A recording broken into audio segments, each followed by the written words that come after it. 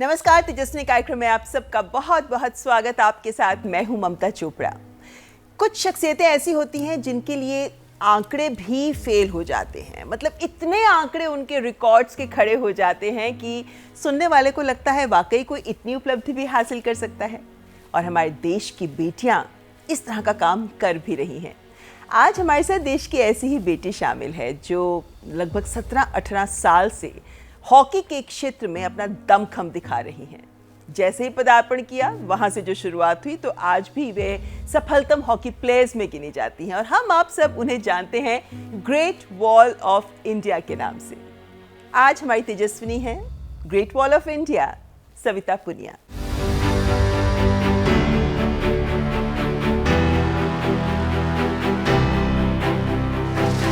हरियाणा की उस मिट्टी से जहां संघर्ष भी संस्कार बनकर जिया जाता है और बेटियां जब ठान लें तो सीमाएं भी छोटी पड़ जाती हैं।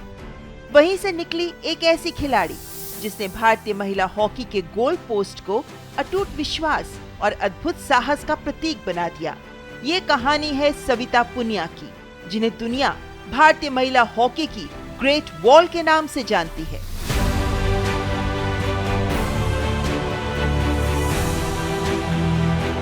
सिरसा जिले के जोधका गांव में जन्मी सविता एक साधारण परिवार से थी, लेकिन उनके सपने असाधारण थे। दादा रंजीत सिंह के प्रोत्साहन और परिवार के सहयोग ने उनके भीतर वो विश्वास जगाया जिसने गांव की गलियों से उन्हें अंतर्राष्ट्रीय हॉकी के सबसे बड़े मंच तक पहुंचा दिया।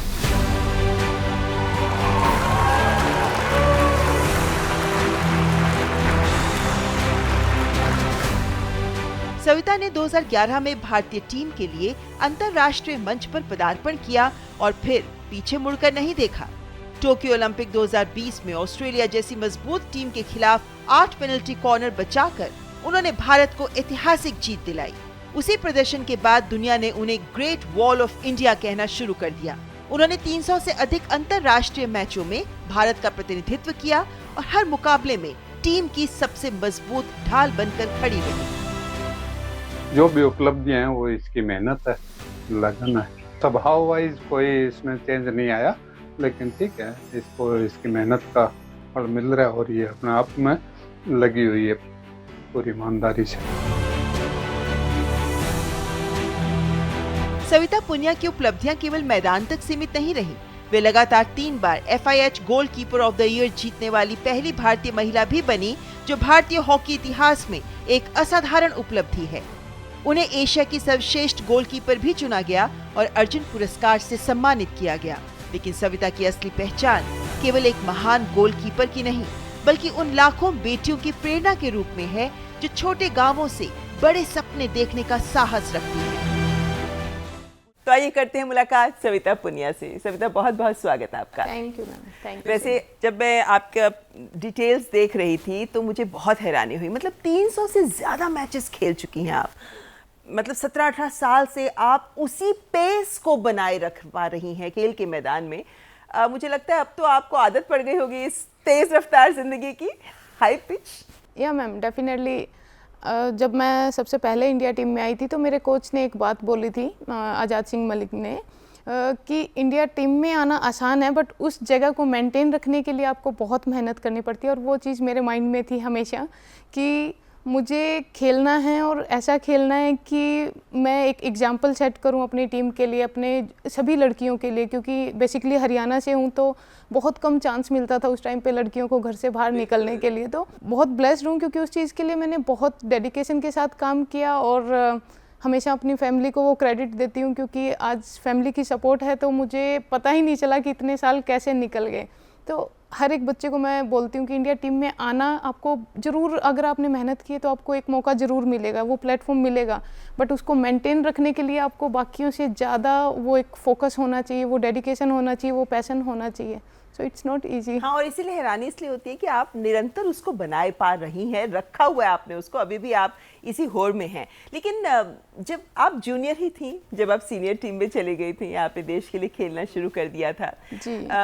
आपने जब शुरुआत में शुरू किया, अभी तो आप गोलकीपर के तौर पर ही लोग आपको जानते हैं, लेकिन तब तो जाहिर है कि आपने हॉकी खेलना, ड्रिबल करना शुरू किया होगा, हॉकी खेलना शुरू किया होगा। जी। कैसे एक हॉकी के मैदान में गोलकीपर तक का सफर तय हुआ? मुझे याद है, मैं जब मेरे घर पे सबसे पहले मेरे गवर्नमेंट स्कूल के टीचर आए पापा के पास और 2003 में बोला गया कि आपकी बेटी और मेरी कज़न की अगर खेलना चाहते हैं, स्पोर्ट्स की तरफ जाना चाहते हैं, तो हम सिरसा में एक नर्सरी खुल रही है गवर्नमेंट की तरफ से और वहाँ पे हॉकी, बैडमिंटन और जूडो है। तो मैं और मेरी बहन काफ़ी एक्साइटेड थे क्योंकि गांव से शहर जाना ही हमारे लिए 2003 में एक बहुत बड़ी बात होती थी कि ओके हमें वहाँ जाना है। तो मैं मेरे मम्मी जी को गठिया भाव था उस टाइम पे और मैं सब घर के काम करती थी, जो भी घर का झाड़ू पोछा, गाय भैंस का जो काम होता है मैं, पापा और भाई मिलके करते थे। तो मेरे लिए ऐसे था कि मन में एक डर था कि मम्मी की तो तबीयत ठीक नहीं है तो मैं कैसे जाऊंगी।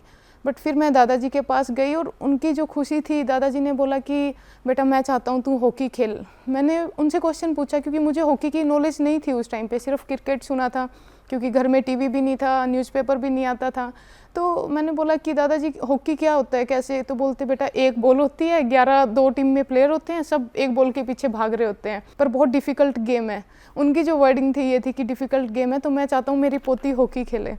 और हम एक दादाजी का ऐसा था कि हमारे घर में पोतों से ज़्यादा पोतियों को या बेटे से ज़्यादा बेटियों को प्यार मिलता था। तो मैंने कहा दादाजी ने मेरे से कुछ बोला है तो मुझे खेलनी तो हॉकी है। अच्छा। जी, फिर मैंने हॉकी की ट्रायल दी और वहाँ मेरे फिजिकल टेस्ट हुए थे क्योंकि हॉकी खेलनी तो आती नहीं थी, तो नॉर्मल टेस्ट, तो वहाँ पे मैं सेकंड आई थी। गई, मन नहीं लगा क्योंकि वो लाइफ बहुत एक गवर्नमेंट होती है ना। जी डिसिप्लिन, एंड मम्मी की हेल्थ का ऑलरेडी बताया वो माइंड में था, तो काफ़ी रोती थी। हफ्ते में सिर्फ एक बार फ़ोन आना होता था फ्राइडे को घर से। क्या उम्र थी आपकी उस समय? उस साल मैं 13 साल की थी। अच्छा जी। तो 13 साल की सविता के लिए वो सब बहुत ज्यादा हो गया टू हैंडल मच, करना। अभी भी याद करती हूँ तो सोचती हूँ कि मैं ब्लेस्ड हूँ कि मेरे पापा मम्मी ने मुझे छोड़ने नहीं दिया। अच्छा। इस वजह से आज मैं यहाँ पे हूँ क्योंकि मैंने अपनी तरफ से सब कोशिश की कि किसी भी तरह से मैं हॉकी छोड़ दूँ और घर वापस चली जाऊँ। काफ़ी ज़्यादा डिस्टर्ब थी, मम्मी को बोला कि नहीं बिल्कुल नहीं रह पाऊँगी, खाना भी छोड़ दिया था। खाना मेरे फ्रेंड्स बोलते थे पापा को कि ये ठीक से खा नहीं रही है, सो नहीं रही है, पूरा टाइम रोती है, आप लेके जाओ। तो पापा लेने आए और तब मेरे कोच थे सुंदर सिंह खरब, उन्होंने बोला कि इसकी हाइट अच्छी है और हम इसे गोलकीपर बना देते हैं तो may be one day she can play for India. वो वर्ड पापा के लिए एक इंडिया खेल सकती है आपकी बेटी, उन्होंने मेरे लिए बहुत बड़ा सपना देख लिया था कि मैं जो भी होगा अपनी बेटी के लिए फिर तो करूँगा। बट ये बात मुझे उस दिन नहीं पता थी। मैं खुशी खुशी घर गई हूँ कि मैं हॉकी छोड़ के आ चुकी हूँ, मम्मी के पास जाके बता रही हूँ। तो मम्मी ने बोला नहीं बेटा मंडे को तू वापस जा रही है। मैंने बोला नहीं मैंने छोड़ दिया है, सबको मैं अपनी फ्रेंड्स को बाय बोल के आई हूँ। तो बोले कि नहीं बेटा अब तू एज ए डिफेंडर नहीं खेलेगी, गोलकीपर खेलेगी। उससे पहले मैं एज ए डिफेंडर ट्रेनिंग करती थी। तो मैंने बोला ऐसा तो कुछ नहीं है। तो मम्मी ने बताया कि बेटा तेरे पापा ने 18,000 रुपये गोलकीपर किट के कोच को दे के आए हैं क्योंकि कोच ने बोला ऑलरेडी मेरे ग्राउंड पे 2 गोलकीपर हैं, तो मेरे पास साल में 2 ही किट आती है, या तो आपको लेकिन एक साल। आपके पापा के पास तो पैसे नहीं थे ना? जी मेरे पापा जॉब करते थे बट 8,500-9 हज़ार रुपये सैलरी थी।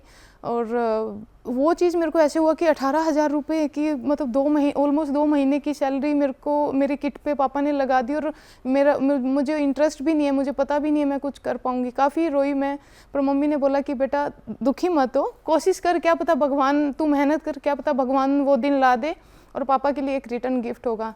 उसके बाद में मैं प्रैक्टिस किया, सिरसा में ही थी और फिर मेरी सिलेक्शन आगे स्टेट में गई मैं वहाँ पे, और हमारी टीम काफ़ी अच्छा परफॉर्म किया क्योंकि नॉर्मली हम शाहबाद की टीम से काफ़ी गोल खाते थे, बट वो मेरा पहला टूर्नामेंट था जहाँ पे हमने बहुत कम मार्जिन से मैच को लूज़ किया। और आपने काफ़ी गोल बचाए। जी तो वहाँ जो हमारे जो शाहबाद टीम के कोच थे उन्होंने मुझे आके 100 रुपये दिए कि आज तेरी वजह से टीम का परफॉर्मेंस अच्छा ऐसा रहा है। तो वो चीज़ें मुझे फिर मोटिवेट किया कि ठीक है मुझे। लेकिन आपने जो शुरुआत की, जब उसके बाद आप साई अकेडमी गए, उसके बाद नेशनल टीम में आप 2008 में आ चुकी थी, 17 साल की उम्र में आप नेशनल टीम में आ गई थी, मतलब है ना। और उस बार आपने एशिया कप खेला। ये जो धुरंधर के तरह आपने हॉकी के मैदान में गोल के आगे आप खड़ी हो जाती हैं कि ये बॉल को मैं पास नहीं होने दूंगी, उस वक्त सविता का क्या जज्बा होता है मन में? मुझे याद है जब मैं फर्स्ट टाइम इंडिया कैंप में आई और हम गांव में रहते हैं तो पापा के पास फ़ोन गया कि आपकी बेटी का नाम नेशनल कैंप में आ गया है। तो पापा बोले कि जिस दिन मेरी बेटी पैदा हुई थी उस दिन मैंने लड्डू बांटे थे और एक आज लड्डू बांटूंगा। तो वो चीज़ें मुझे बहुत मोटिवेट करती है। कोच के पास मैसेज आया कि मेरा और एक मेरे साथ की प्लेयर थी कि दोनों का नाम इंडिया कैंप में आया, आज़ाद सर उस टाइम मेरे कोच थे। तो सर ने सेम जो मैंने आपको बोला वो बात बोल के भेजा कि एक बार तो कोई भी इंडिया खेल लेता है, बट उस जगह को मेंटेन करने के लिए आपको बाकियों से और ज़्यादा मेहनत करनी पड़ती है। गई कैंप में और मैं जूनियर थी उस टाइम पे, और जैसे ही मेरा अगले ही कैंप में मुझे बोला गया कि आप जूनियर से सीनियर में शिफ्ट हो रहे हो। तो भंगू सर हमारे कोच थे नेशनल टीम के उस टाइम, तो पापा को हर चीज़ पापा को बताती थी, तो बड़ी खुशी से कि पापा का सपना में भी पूरा होने वाला है, एक अच्छी फीलिंग आ रही थी। जो चीज़ ने मुझे मोटिवेट किया हॉकी खेलने के लिए वो ये था कि मैं घर गई और दादाजी मेरे पास आए और बोले कि बेटा एक पेपर में एक आर्टिकल आया हुआ है जहाँ नाम आया है कि रणजीत सिंह पुनिया की पोती सिरसा की पहली इंटरनेशनल प्लेयर है। और काफ़ी खुशी थी उनकी आंखों में और बहुत इवन इमोशनल थे, और बट वो पढ़े लिखे नहीं थे। तो उन्होंने बोला कि बेटा आज मैं ये पेपर अपनी कबर्ड में रखता हूँ, आज का दिन तू देख और आज से पूरा 1 साल बाद मैं तुझे खुद से पढ़ के दिखाऊंगा। अच्छा। मैं पढ़ना स्टार्ट करूँगा। क्या बात। और आज वो हमारे साथ नहीं है, बट वो चीज़ सच हुई। 1 साल बाद उन्होंने वो खुद से पेपर मुझे पढ़ के सुनाया। उस दिन मैंने सोच लिया कि अगर मैं 67 ईयर की एज में दादाजी को इंस्पायर कर सकती हूँ पढ़ने के लिए, तो फिर अब तो मैं हॉकी नहीं छोड़ूंगी, अब तो मैं गिव अप नहीं करूँगी। क्या पता और कितनी लड़कियों को मैं इंस्पायर कर सकती हूँ। बिल्कुल ठीक। और उसके बाद सविता ने जो काम शुरू किया, इंस्पिरेशन बहुत बहुत ज़्यादा लड़कियों को मिल पाई, क्योंकि ये एक वॉल की तरह जो खड़ी होती है गोल के आगे सविता, वो वाकई एक उदाहरण पेश करता है। लेकिन खासकर उन इंस्टांसेस की बात बताएं जब आपने जापान के गोल रोके, जब आपने ऑस्ट्रेलिया के इतने 9 गोल रोक डाले, उस समय किस तरीके का उत्साह था टीम के अंदर, उस समय किस तरीके का ऑडियंस का रिएक्शन था, और आप उस समय क्या महसूस कर रहे थे? सबसे बड़ी बात थी कि मुझे एज ए डिफेंडर से गोलकीपर आना, मैंने उस चीज़ को बहुत इंजॉय किया, क्योंकि मुझे हेलमेट के अंदर बहुत कॉन्फिडेंस फील होता है। मैं कैमरे से या पब्लिक प्लेस से काफ़ी दूर रहती थी, मीडिया में सब चीज़ों से मुझे उतना मैं इंजॉय नहीं करती थी, बट ग्राउंड में मेरे को लगता था कि मैंने हेलमेट पहन रखा है, अब मैं किसी को नहीं दिख रही हूँ। तो वो चीज़ें मुझे बहुत मोटिवेट करती थी। और जापान के मैच की जो आप बात कर रहे हैं, वो रियो ओलंपिक के लिए क्वालिफिकेशन था, और हमारी टीम में एक ही बात होती थी उस टाइम पे कि हमारी टीम ने कभी भी ओलंपिक के लिए क्वालिफाई नहीं किया है। 1980 में बुलाया था, बट वो एक इनविटेशन था, है ना, टीम ने क्वालिफाई नहीं किया। तो वो मुझे था कि मैं गोलकीपर हूँ और गोलकीपर के ऊपर बहुत गेम डिपेंड होता है, तो कि शायद मुझे कुछ उस चीज़ के बारे में सोचना चाहिए कि मैं अपनी टीम को और कितना कंट्रीब्यूट कर सकती हूँ।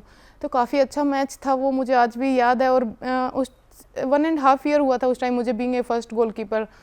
प्रेशर सिचुएशन था, बट जब एक सेव करते हैं और पता है कि एक स्टेप क्लोज जा रहे हैं, तो बहुत अच्छा भी लगता है, और नेक्स्ट मोमेंट के लिए नर्वसनेस भी होती है कि अभी और गलती ना हो जाए, अभी और गलती ना हो जाए। तो जैसे ही पता चला कि हमने रियो ओलंपिक के लिए क्वालिफाई किया है, और उसके बाद में रियो ओलंपिक्स में मेरी और मेरी टीम दोनों की ही परफॉर्मेंस उतनी अच्छी नहीं थी। घर पे आई, अगेन पापा के साथ सब कुछ डिस्कस किया कि मैं उतनी खुश नहीं हूँ अपनी परफॉर्मेंस से। तो पापा ने बोला बेटा पहला ओलंपिक्स था, कोई बात नहीं, एक्सपीरियंस आएगा तो बाद में और अच्छा होगा। उसके बाद में मैंने सोचा कि मुझे हॉकी ने बहुत कुछ दिया है, बट मुझे लगता है कि मुझे अपनी टीम के लिए और भी बहुत कुछ करना है। तो मैं डायरी लिखती हूँ नॉर्मली, तो मैंने फिर उस सारी चीज़ें उसमें लिखा कि मुझे नेक्स्ट ओलंपिक खेलना है और अपने आप को और डे बाय डे बेटर बनाना है, ताकि मैं टीम की अच्छी परफॉर्मेंस में अपना और योगदान दे सकूं। बस मैम, बहुत गोलकीपर की नॉर्मली लोगों को शायद लगता है कि गोलकीपर्स का सिर्फ मैच खेलना तो आसान है, क्योंकि बाकी प्लेयर्स भागते हैं, गोलकीपर सिर्फ 60 मिनट खड़े रहते हैं। गोलकीपर्स के बहुत सेशंस एक्स्ट्रा होते हैं, बाकी टीम से ज़्यादा एक्स्ट्रा ट्रेनिंग करते हैं। हमें ड्रैग फ्लिक रोकना है, शूट आउट रोकना है, और बाकी जो भी फुटवर्क की बहुत एक्सरसाइज करनी होती है। तो वो मैंने अपनी रूटीन में ज़्यादा एक्स्ट्रा ऐड की, और कोचेस से हेल्प लेती थी उस चीज़ में कि मुझे बताओ कि बेटर परफॉर्म करना है तो उसके लिए मुझे क्या करना होगा। उसके बाद टोक्यो ओलंपिक्स आता है, और जब हमारे साथ ऑस्ट्रेलिया का क्वार्टर फाइनल था, सभी को यही, हमें जो मैसेज मिल रहे थे सभी यही था कि ऑस्ट्रेलिया ने तो अपने पूल में टॉप किया है और इंडिया ने पूल में स्ट्रॉन्ग टीम है, या इंडिया अपने पूल में लास्ट आया। और एक अच्छी बात ऑस्ट्रेलिया के लिए ये था कि ओपोनेंट के ऊपर प्रेशर आने के लिए कि ऑस्ट्रेलिया ने अपने पूल मैचेस में एक भी गोल कंसीड नहीं किया है। जैसे ही मैच से पहले वाले दिन पापा से बात होती है, तो पापा बोल रहे कि बेटा ऑस्ट्रेलिया के साथ है, काफ़ी टफ ओपोनेंट है, बट कोई बात नहीं, तुम अपनी तरफ से मुझे वो एक मैच खेलने के बाद रिग्रेट नहीं रहना चाहिए। मैंने पापा को बोला, पापा आप टेंशन मत लो, हम जीतेंगे। अच्छा। मेरे पापा भी अगर आप बात करोगे वो जरूर ये चीज़ को मेंशन करेंगे। पापा मतलब वो एक अपने आप से ऐसे कॉन्फिडेंस था, क्योंकि हमारे एज ए टीम हमने बहुत काम किया था। तो ऑस्ट्रेलिया के साथ मैच था और काफ़ी टीम अच्छा खेल रही थी, मेरा भी अच्छा चल रहा था। और लास्ट क्वार्टर, क्योंकि ऑस्ट्रेलिया को कहीं ना कहीं ये लग रहा था कि 1-0 वो डाउन थे, बट उनको वो एक बॉडी लैंग्वेज जो देखते हैं ना, क्योंकि हाफ टाइम हुआ वो हंसते हुए आ रहे हैं, क्वार्टर टाइम हुआ हंसते हुए वापस आ रहे हैं। अदरवाइज ओलंपिक्स का मैच है, हार रहे हैं, तो कोई भी उस टाइम पे उनको एक था कि शायद हम साइकोलॉजिकल गेम्स भी खेली जाती हैं। दैट आल्सो डेफिनेटली, बट थोड़ा ये उनको था कि हम निकाल लेंगे, गोल निकल जाएगा। हम भी हमारी टीम पे कॉन्फिडेंस था। तो हमने यही बात किया कि आज के मैच में डू और डाई, और एक एक मिनट एक एक सेकंड इम्पॉर्टेंट है। और लास्ट क्वार्टर में उससे पहले 2 पेनल्टी कॉर्नर मिले थे, लास्ट क्वार्टर में 7 पेनल्टी कॉर्नर मिले। और मेरे साथ साथ ऐसा नहीं है कि मैंने अकेले ने रोका, मेरे साथ मेरे दूसरे डिफेंडर भी थे। तो एज ए टीम हमने वो मैच जीता, और वहीं से शायद इंडिया में एक हॉकी की फिर से लोगों ने हॉकी को देखना स्टार्ट किया। हाँ, नहीं, आपके जैसे खिलाड़ी हैं जिनकी वजह से हॉकी लोगों के बीच में पॉपुलर हो पाई है। और मतलब आप इकलौती ऐसी खिलाड़ी हैं अभी जिनको 3 बार लगातार FIH की ओर से best goalkeeper of the year का अवार्ड मिला है, जो वाकई सराहनीय है। लेकिन आपके जीवन से जुड़ी बहुत सारी और महत्वपूर्ण बातें हैं जो ज़रूर करेंगे, लेकिन उससे पहले यहाँ पर एक ब्रेक के लिए रुकते हैं। आप देखते रहें तेजस्विनी।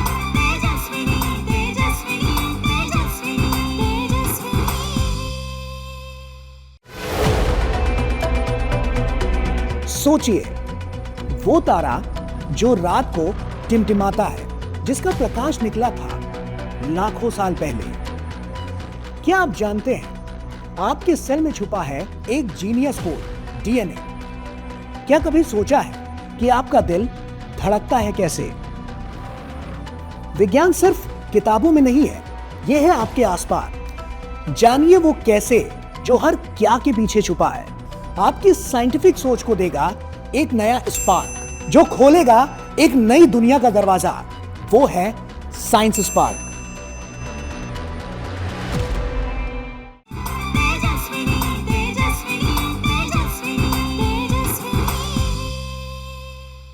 ब्रेक के बाद आपका स्वागत। आप देख रहे हैं तेजस्विनी, जिसमें आज हमारे साथ हैं the great wall of India hockey player Savita Punia. Savita, आप तो कैप्टन भी रही हैं ना, आपने इतने सारे गोलकीपर के तौर पर जो हासिल किया, कैप्टन जब बनी थी तो कुछ प्रेशर महसूस होता था क्या आपको? डेफिनेटली क्योंकि वो गोलकीपर अपने आप में एक रिस्पॉन्सिबल जॉब है, बट उसके साथ बीइंग ए कैप्टन और ज़्यादा रिस्पॉन्सिबिलिटी ऐड होती है, तो प्रेशर होता है। क्योंकि वहाँ पे सिर्फ आप अपनी ओनली खुद की परफॉर्मेंस के लिए रिस्पॉन्सिबल नहीं हो, पूरी टीम के लिए है। तो ऑफकोर्स कैप्टन इज ए बहुत रिस्पॉन्सिबल और प्रेशर वाली जॉब तो है। अच्छा, हमने हमेशा आपको जैसे इस तरह के ट्रैक सूट्स में ही देखा है, खेलते हुए भी, अभी भी आप हमारे साथ इसी तरह से हैं। इन ट्रैक सूट के पीछे की सविता क्या ऐसी भी है जो बिंदी लगाती है, चूड़ियाँ पहनती है, आम लड़कियों की तरह सजती है, पसंद करती है? नो मैम, मैं बहुत ही सिंपल रहना पसंद करती हूँ। और बचपन में मुझे मम्मी बताते हैं कि मैं छोटी थी तब था मुझे, बट 5th-6th क्लास तक था कि कुछ गांव में जाते थे, बैंगल्स लेते थे और पायल लेते थे, बट मैंने सिर्फ लेके रखी है, पहना कभी भी नहीं है। और आज के टाइम पे ये है कि मुझे अगर कोई बोलता है कि मेकअप करना है तो इट्स मेक मी स्ट्रेस कि मुझे उतना पसंद नहीं, मुझे सिंपल रहना ज़्यादा पसंद है। ज़्यादा पसंद करती हैं आप। लेकिन हेलमेट के पीछे जब छुपी होती हैं, उनके बाहर निकलकर जो सविता सामने आती है, उस सविता के बारे में ऐसी क्या बातें हैं जो एक हॉकी प्लेयर से हटकर लोगों को जाननी होती हैं? हॉकी से बाहर ऐसा ज़्यादा कुछ है नहीं, बट हाँ कि हॉकी ने मुझे कॉन्फिडेंट बनाया है। बिना हेलमेट के भी आज मुझे वो कॉन्फिडेंस फील होता है। मैं उस दिन का शुक्रगुजार करती हूँ कि मेरे पेरेंट्स की वजह से मैंने अपनी हॉकी जर्नी को कंटिन्यू रखा। वैसे आप जब छोटी थी उस वक्त आपकी प्रैक्टिसेस के लिए जाना करना, और हरियाणा जैसा राज्य जहाँ पर हम देखते थे कि लड़कियों को लेकर उस वक्त तो आंकड़े और भी लैंगिक अनुपात के हिसाब से बहुत अच्छे नहीं थे, ऐसे में आपको जब ट्रेनिंग के लिए जाना होता था, करना होता था, तब क्या क्या मुश्किलें आती थी आपको? 2011 की बात है, मैं कैंप से उस टाइम हमें जो सबसे ज़्यादा डिफ़िकल्टी आती थी, ट्रांसपोर्ट की बहुत दिक्कत होती थी। तो मैं दिल्ली में ही थी, बेंगलोर से मैं दिल्ली आई थी और बस स्टैंड पे थी मैं, क्योंकि उस टाइम टैक्सी, फ़्लाइट ये सब उतना नहीं होता था, ट्रेन से आते थे और यहाँ से आगे रोडवेज से जाते थे। मिडिल क्लास फैमिली से थी, तो मैं बहुत बार ऐसा होता था कि पापा को मैं बताना भी नहीं चाहती थी, क्योंकि अदरवाइज़ वो लेने आएंगे, फिर पैसा लगेगा, खर्चा होगा। मैं दिल्ली बस स्टैंड पर थी, मेरे पास गोलकीपर बैग था और मैं ऑलमोस्ट 1.5 से 2 घंटे खड़ी थी, कोई मुझे बस में चढ़ा नहीं रहा था क्योंकि इतना बड़ा बैग है, देख के सबकी बैग रखेगी उतनी जगह पे 2 सवारी और बैठ जाएंगे। मेरा गला भराया था, मैंने कंडक्टर से रिक्वेस्ट किया कि मैं 2 घंटे से वेट कर रही हूँ, प्लीज़ मुझे बस में बिठाओ। तो उन्होंने बोला इतना बड़ा बैग और पास में जो लोग खड़े मजाक कर रहे थे, लग रहा है देश छोड़ के जा रही है। तो वो चीज़ें मुझे अंदर से वीक कर रही थी। इट्स नॉट कि मुझे गुस्सा आ रहा था, मुझे वीक कर रही थी। मुझे लग रहा था कि मैं क्यों खेल रही हूँ।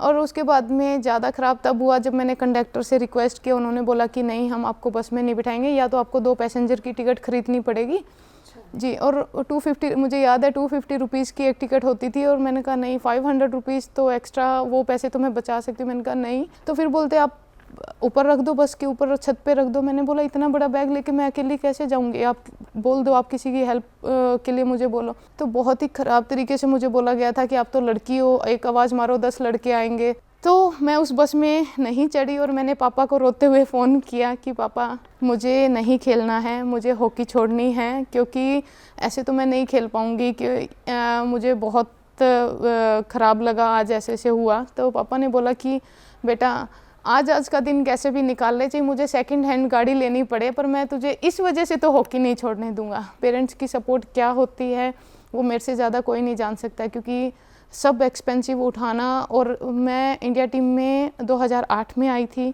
और 18 तक मेरे पास जॉब नहीं थी। तो बट कभी भी पापा ने कभी रियलाइज़ नहीं होने दिया कि मेरी बेटी के पास जॉब नहीं है।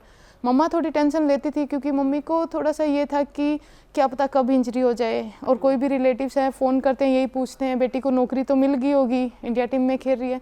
तो ये टाइम थे जहाँ पे लगता था कि मैं अपने माँ बाप को जो खुशी देना चाहती हूँ वो अभी भी अधूरी है। बट और उनकी खुशी के लिए आप लगी रही हैं। जी, लगी ये जो आपने लोगों की बात की कि लोग ऐसे कमेंट करते थे, सब करते थे, जब आपने खेलना शुरू किया तब भी तो आपको ये कमेंट सुनने को खूब मिलते होंगे। बिल्कुल, बट मैं इस चीज़ में बहुत लकी हूँ कि मेरे को ये चीज़ें बाद में, जब मैंने ऑलमोस्ट इंडिया टीम में आने के भी 3-4 साल हो चुके थे, तब मुझे मम्मी ने बताना स्टार्ट किया। तो कि क्या बोलते थे मम्मा, क्या बताते थे? यही कि मतलब हाइट लंबी है तो क्यों शॉर्ट्स पहनना, क्यों जीन्स पहनना, और घर से बाहर भेजना वो भी तो सेफ़ नहीं है, कल को अपनी मर्जी से शादी करवाएगी। ये सब चीज़ें थी जहाँ। और बट मेरे पापा ने बोला कि हमारा डिसीजन है, हमारी बच्ची है, हम देखेंगे क्या करना है। तो वो मुझे बहुत बाद में खुशी होती थी कि कितने अच्छी चीज़ें हैं कि वो चीज़ें मुझे पता नहीं चलने दी। आपके मामा पापा का सपोर्ट बहुत ज़्यादा रहा, बहुत जिसकी वजह से ज़्यादा। आप यहाँ पर आज पहुँची हैं और पूरा देश आपको देख रहा है। मुझे आई एम श्योर बहुत से ऐसे हरियाणा के भी परिवार होंगे, बेटियाँ होंगी जो आज आपको देखकर बहुत प्रेरणा ले रही हैं। चलिए यहाँ पर एक रैपिड फायर करेंगे सविता के साथ। शुरू करें सविता जी। पेनल्टी शूटआउट या पब्लिक स्पीकिंग, किससे ज़्यादा नर्वस होती हैं आप? Public speaking. अच्छा, एक स्ट्राइकर दुनिया का जिसको आपको लगता है कि सबसे ज़्यादा अलर्ट रहती है आप उसके खिलाफ? ड्रैग फ्लिकर है नीदरलैंड से, ये भी जेंसन। ओके। अगर आप हॉकी प्लेयर नहीं होती तो क्या होती? डॉक्टर। डॉक्टर? आप डॉक्टर बनना चाहती थी? पापा का सपना था, क्योंकि मेरे पापा फार्मासिस्ट हैं, तो उन्होंने किसी वजह से, क्योंकि पैसों की कमी की वजह से अपनी स्टडी को रोकना पड़ा। पापा ने बोला मेरी बेटी को मैं डॉक्टर बनाऊंगा। एक टीममेट जो आपको कितना ही टेंस मोमेंट हो हंसा सकता है? Neha Goyal, she is very funny for us. अच्छा, क्या मुश्किल है, पेनल्टी कॉर्नर बचाना या फिर अपने फेवरेट फूड को ना कहना? पेनल्टी कॉर्नर बचाना। अच्छा जी। मगर खाने को ना करना आसान है। हाँ, मेरे लिए, मैं I am not really foodie person. Okay. अच्छा, अगर आपकी लाइफ एक मूवी होती तो सविता पुनिया का रोल कौन प्ले करती? प्रियंका चोपड़ा। ओके। एक सुपरस्टिशन या रिचुअल है कोई जो आप मैदान पर जाने से पहले फॉलो करती हो? जी, मम्मी ने बोला बेटा राइट फुट रखना, अच्छा होगा। तो मुझे लगता है हॉकी ग्राउंड मेरे लिए मंदिर का जैसा है, तो मैं राइट फुट फर्स्ट रखती हूँ। ओके। अगर आपको किसी भी स्पोर्ट्स पर्सन दुनिया के से एक स्किल सीखनी हो तो क्या होगी? मैं मैरी कॉम की फिटनेस को बहुत इंस्पायर करती हूँ। ये सेंटेंस पूरा करिए कि लोग मुझे ग्रेट वॉल ऑफ इंडिया कहते हैं क्योंकि मैं रिस्पॉन्सिबल हूँ।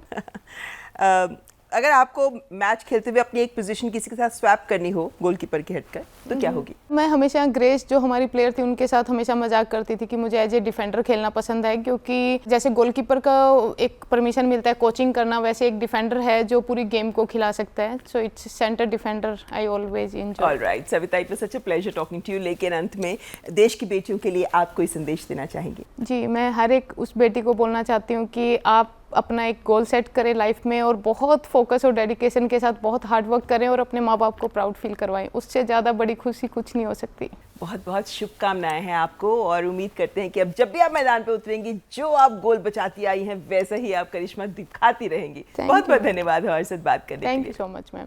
ये थी हमारी आज की तेजस्विनी सविता पुनिया। जाहिर है कि the great wall of India ने जो रिकॉर्ड्स बनाए हैं और जो प्रेरणा देश की बेटियों को दे रही हैं वही आगे भी लगातार जारी रहे, हमारी ओर से यही शुभकामनाएं हैं। आज की तेजस्विनी में बस इतना ही। अगले हफ्ते फिर मिलेंगे आपसे एक और मेहमान के साथ। तब तक हमारी पूरी टीम को दीजिए इजाजत। नमस्कार।